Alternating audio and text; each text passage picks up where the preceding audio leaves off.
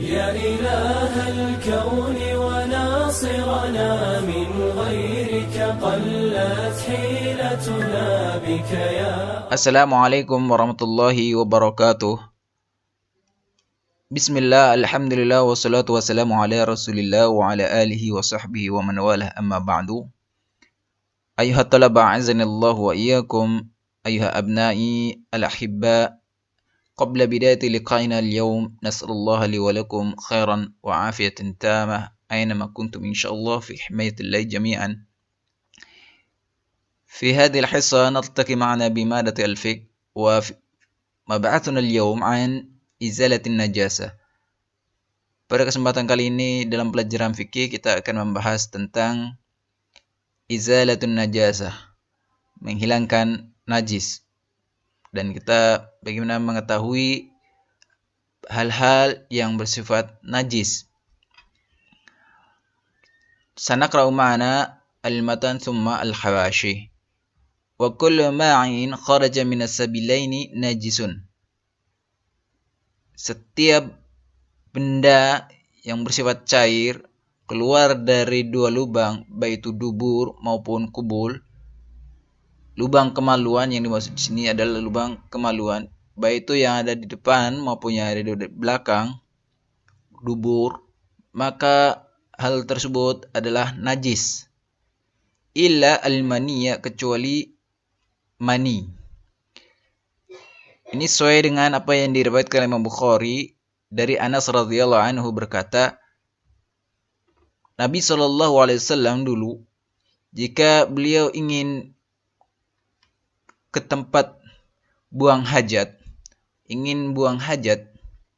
baik itu kencing maupun buang air besar, aku membawakannya untuk beliau air dan beliau membasuhnya dengan air tersebut. Dan di riwayat Imam Bukhari dan Muslim dari Ali radhiyallahu anhu berkata, aku adalah orang yang sering keluar madhi. Kuntu rajulan madza'an. Madza'an di sini adalah orang yang sering keluar madhi. Adapun madhi adalah air yang bersifat tidak terlalu kental, air bening yang keluar dari kemaluan yang biasanya ketika seorang itu syahwatnya memuncak. Dan ini adalah madhi. Dan ketika keluar itu tidak memancar. Dan keluarnya madhi ini seorang itu tidak merasa lemas. Berbeda dengan mani. Apabila mani keluar, seorang itu akan merasa lemas. Dan juga air mani bersifat kental dan memancar ketika keluar. Kemudian aku merasa malu untuk bertanya kepada Rasulullah SAW karena beliau adalah menantunya Rasulullah. Jadi Rasulullah ini adalah mertuanya Ali bin Abi Thalib. Karena Ali bin Abi Thalib menikah dengan putrinya Rasulullah yang bernama Fatimah binti Rasulullah SAW. Fa'amartu al-Miqdad. Kemudian aku memerintahkan al-Miqdad ibn al-Aswad, sahabat Miqdad, untuk bertanya. Kemudian Rasulullah memberikan jawaban fihil wudu. Dalam masalah ini hendaknya dia berwudu. Wali Muslim yaghsilu dzakarahu wa yatawadda. Dalam riwayat Imam Muslim hendaknya dia membasuh zakarnya, kemaluannya, dan berwudu. Dan di riwayat Imam Bukhari dari Abdullah ibnu Mas'ud radhiyallahu anhu berkata, Nabi SAW datang tempat buang hajat. Fa'amarani an atiyahu bisalas ahjar. Beliau memerintahkan aku untuk membawakannya 3 buah batu. Fawajadtu hijaraini waltamastu thalis falam ajidhu. Kemudian aku mendapatkan 2 batu dan aku mencari yang ketiganya batu yang ketiga dan aku tidak menemukannya. Fa akhadtu rawsatan fataituhu biha. Kemudian aku mengambil kotoran yang sudah kering, kotoran hewan. Maksudnya di sini rawsah di sini adalah kotoran hewan yang bisa dimakan dagingnya, makul lahmi. Artinya kotoran hewan yang bisa dimakan dagingnya. Fa'ataituhu biha, kemudian aku membawakannya kepada beliau. Fa'akhadha al-hajarani wa alqa ar-rawthah wa qala hadha riksun. Kemudian beliau mengambil 2 batu tersebut dan membuang kotoran yang diberikan tersebut. Wa qala, sambil bersabda, hadha riksun. Ini adalah najis, barang najis. Menunjukkan hadis-hadis yang ada di atas ini akan kenajisan sesuatu yang telah disebutkan. Dalam hal ini, apa yang dilakukan oleh Rasulullah SAW dengan membasuh, atau Rasulullah SAW memerintahkan sendiri untuk membasuh najis atau menjelaskan kenajisannya suatu hal. Wa qiyasa ma lam yudhkar fiha, dan dikiaskan apa yang belum disebutkan di atas tersebut dengan mimma yakhruju minas sabilain, dengan apa yang keluar dari 2 lubang tersebut. Jadi bila suatu atau barang yang keluar dari 2 lubang, maka dikiaskan dalam hal ini menjadi barang yang najis. Seperti halnya apabila seorang keluar dari duburnya batu atau cacing, maka barang tersebut adalah najis. Kemudian al-mani, illa al-mani. Yang dimaksud di sini al-mani adalah maninya manusia, minal insani wa jami'il hayawanat, dari manusia dan seluruh hewan, ma'adal kalba wal khinzir, kecuali binatang anjing dan babi. Adapun amma maniul insan, adapun maninya insan, seperti apa yang diriwayatkan Imam Muslim yang lain dan yang lainnya dari Aisyah radhiyallahu anha, qalat kuntu afrukul maniyya min thawbi Rasulillah sallallahu alaihi wasallam. Aku menggaruk bekas maninya Rasulullah sallallahu alaihi wasallam dari bajunya beliau. Kemudian beliau berangkat ke masjid, kemudian beliau sholat dengan baju tersebut. Walau kana najisan lam yakfi fihi al-farq. Kalau sekiranya itu najis, baju itu najis, tidak cukup untuk digosok, maka perlu apa? Dibasuh dengan air kalau sekiranya itu najis. Amma mani ghairil adami, adapun mani di luar manusia, fali annahu aslu hayawanit tahirin, karena sungguhnya mani tersebut adalah pada dasarnya dari hewan yang suci. Fa ashbaha maniya al-adami, maka diserupakan dengan maninya manusia. Adapun hewan al-kalbu, hewan anjing, wal khinziru, dan khinzir, maka ini sudah jelas kenajisannya secara zatnya. Jadi secara zatnya sudah najis. Natila at-tali wa ghaslu jami'il abwali wal arwathi wajibun. Membasuh semua dari kencing maupun buang hajat, BAB, ini wajibun, hukumnya adalah wajib. Illa baula sabiyyi alladhi lam ya'kulil ta'ama, kecuali kencingnya anak kecil, bayi yang belum makan makanan pokok.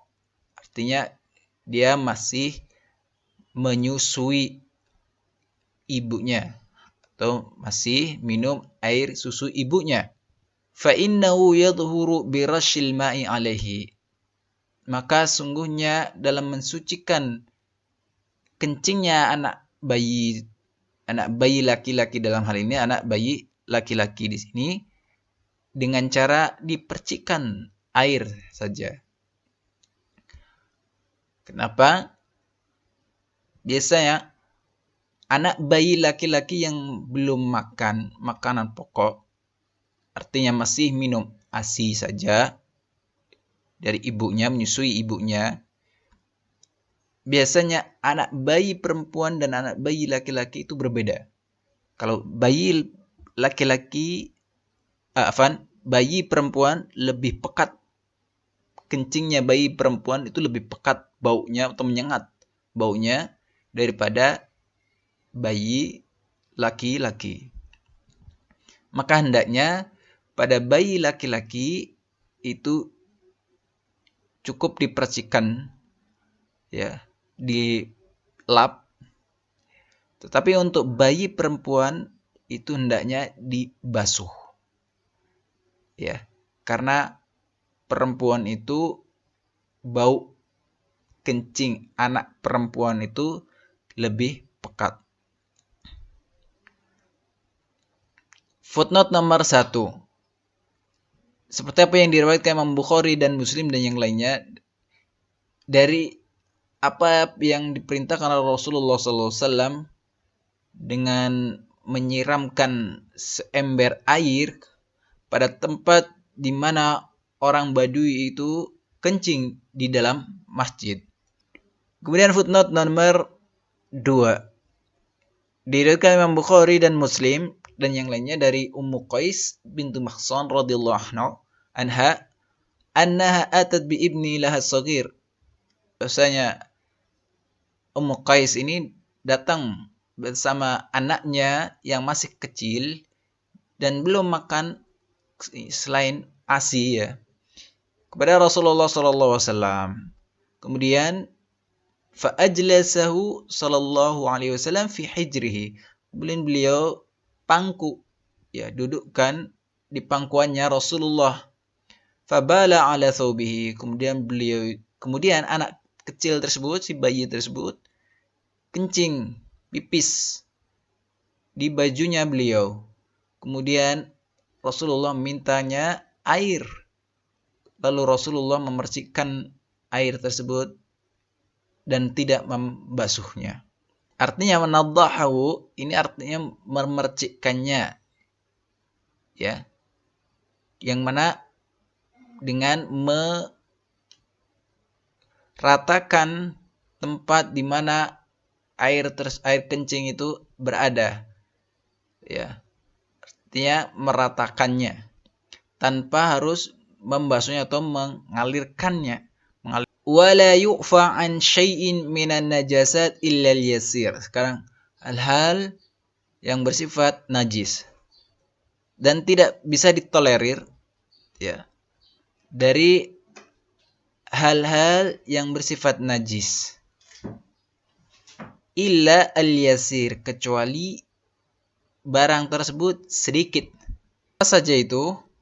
Minad dami wal qayhi, dari darah dan nanah.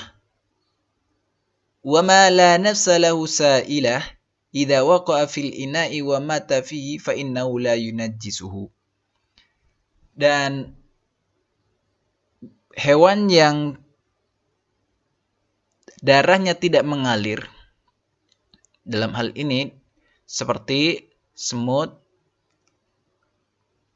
kemudian lalat, nyamuk atau yang lainnya yang bersifat kecil yang darahnya tidak mengalir, idza waqa'a fil ina'i, jika jatuh ke suatu bejana, ke dalam bejana dan mati di dalamnya, maka sungguhnya serangga atau hewan tersebut la yunajjisuhu, tidak membuat najis air yang ada di dalam bejana. Seperti apa yang diriwayatkan dari apa yang diriwayatkan Imam Bukhari dan yang lainnya dari Abi Hurairah radhiyallahu anhu bahwasanya Nabi Shallallahu alaihi wasallam bersabda, jika jatuh lalat itu di bejana seseorang di antara kalian, maka hendaknya dicelupkan, ya, semuanya. Celupkan tubuhnya lalat tersebut. Tsummal yatrah, kemudian lalat tersebut dibuang. Hendaknya dibuang. Fa inna fi ahadi janahaihi shifaan wa fil akhir da. Maka sungguhnya di salah satu sayapnya, kedua sayapnya ini ada yang mengandung obat dan ada juga yang mengandung racun. Wal hayawanu kulluhu tahir. Pada dasarnya hewan itu semuanya adalah suci. Footnote nomor 4 kita baca. Semua hewan, jami'ul hayawanat, ya, semua hewan itu hukumnya adalah suci secara zatnya ketika masih hidup, halul hayah. Wali al-kalbu wal khinzir wa ma tawallada minhuma au min ahadihima, kecuali anjing dan babi dan hewan yang terlahir dari keduanya atau dari salah satu keduanya. Ini footnote nomor 1. Li'anna kullam minhuma najisul ain. Karena keduanya itu, dari salah satu keduanya itu adalah serazatnya itu adalah najis. Qala Allah Ta'ala au lahma khinzir fa innahu rijsun, atau daging babi maka sesungguhnya itu adalah najis. Surat Al-An'am ayat 145. Wa li hadis amr bil tathhiri min al-wulughil kalb al-ati insyaallah. Dan hadis yang menunjukkan perintah untuk menghilangkan, membersihkan, mensucikan dari jilatan anjing. Yang insyaallah akan kita temui hadisnya di haram berikutnya. Wal maitatu kulluha najisah. Bangkai semuanya hukumnya najis. Bangkai hewan semuanya hukumnya adalah najis. Kecuali as-samaka wal jarada wal adamiyah. Kecuali ikan, bangkai ikan, bangkai belalang, dan manusia. Footnote nomor 2. Ai jami'ul maitat najasah illa mastustasna. Semua bangkai hewan itu hukumnya adalah najis kecuali apa yang sudah dikecualikan di atas. Wa taharatus sama wal jarad liqauli sallallahu alaihi wasallam uhillat lana maitatani. Kesuciannya ikan, bangkai ikan dan bangkai belalang ini seperti apa yang disabdakan Rasulullah, dihalalkan bagi kami dua bangkai. Salah satunya adalah as-samak wal jarad. Ikan, bangkai ikan dan belalang. Dan ini insyaallah akan antum lihat, bisa kita lihat di Kitabus Saidi wad Dabaih di bab berburu dan penyembelihan. Wa yugsalul ina'u min wulughil kalbi wal khinzir sab'a marrat. Bagaimana kita atau cara menghilangkan, membersihkan najis, mensucikan barang yang terkena najis. Yugsalul ina'u min wulughil kalbi. Apabila bejana itu terkena jilatan anjing, hendaknya dibasuh. Ya, anjing maupun babi ini dibasuh. Berapa kali? Sab'a marrat, 7 kali basuhan. Ihdahunna bitturab, salah satunya dengan tanah. Ya. Seperti apa yang diriwayatkan Imam Bukhari dan Muslim dari Abi Hurairah radhiyallahu anhu bahwasanya Rasulullah sallallahu alaihi wasallam bersabda, "Idza syaribal kalbu fi ina'i ahadikum falyaghsilhu sab'an." Jika seekor anjing minum di bejana salah satu di antara kalian, maka hendaknya dibasuh, dicuci 7 kali. Dan di riwayat Imam Muslim, tahur ina'i hadikum idza walagha fihi al-kalbu ayaghsilahu 7 marrat ulahunna bit-turab. Sucinya bejana salah satu di antara kalian jika seekor anjing menjilatinya, hendaknya membasuhnya atau mencucinya 7 kali basuhan. Salah satunya dengan tanah. Dan di riwayat Imam Daruqutni, idahunna bil batha. Salah satunya dengan batha. Batha di sini adalah sama halnya, yaitu tanah. Artinya tanah yang kasar. Dikiaskan dalam hal ini babi dengan anjing tersebut, karena babi ini lebih aghlad, lebih berat kenajisannya. Wa yusalu min sairin najasa marrah ta'ti alaihi wa thalathatu afdal. Dan bagaimana dengan najis-najis selain dari keduanya? Jadi bukan najis yang bukan dari anjing maupun babi, maka ini cukup dibasuh 1 kali saja dengan air. Wassalasatu afdal, maka dan 3 kali basuhan ya itu lebih afdal. Jadi hanya sekali saja sudah cukup, tapi yang lebih afdalnya 3 kali. Sekarang kita masuk ke khamr. Khamr yang berubah menjadi cuka. Wa idza taqallalatil khamratu bi nafsiha tahurat. Jika khamr ya arak berubah menjadi cuka dengan sendirinya, maka cuka tersebut menjadi suci. Wa in khullilat tarhi syai'in fiha lam tadhur. Apabila masukkan di dalam khamar tersebut sesuatu kemudian berubah menjadi cuka, maka barang tersebut ya air cukanya tersebut, air khamarnya yang berubah menjadi cukanya tersebut tidak suci. Footnote nomor yang kelima, footnote nomor 5. Li'anna illatan najasa al-iskar. Karena ilahnya najis, yang menyebabkan najisnya itu adalah iskar, memabukkan. Wa qad zalatil bitakhalluli. Hilangnya iskar ini, ya, hilangnya najis ini dengan cara apa? Difermentasi, berubah menjadi cuka. Maka apabila dikasih sesuatu yang menjadikan khamr itu berubah menjadi cuka, maka itu hukumnya najis. Cuka tersebut menjadi najis.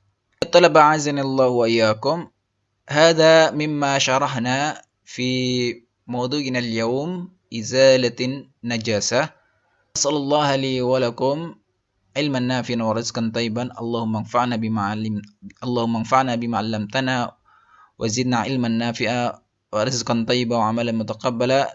Subhanakallah bihamdika asyhadu an la ilaha illa anta nastaghfiruka wa natubu ilaik. Assalamualaikum warahmatullahi wabarakatuh.